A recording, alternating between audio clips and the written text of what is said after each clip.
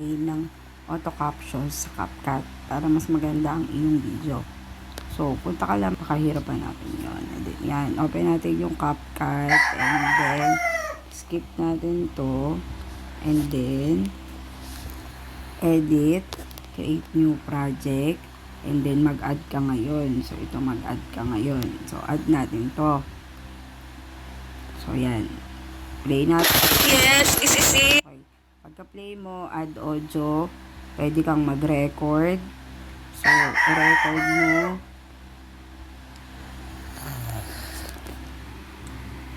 Yes, this is it. Friday na naman.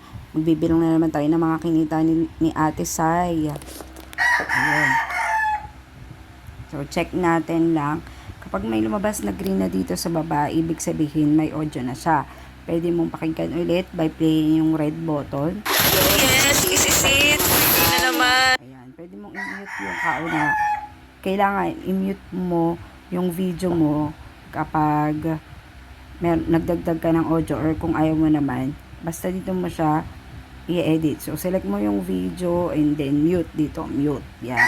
Para ang maririnig na lang is yung iyong ginawang sound. So, pakinggan natin. Yes, this is it. Friday na naman. Magbibilang na naman tayo ng mga kinita ni Ate Sai. Ayun.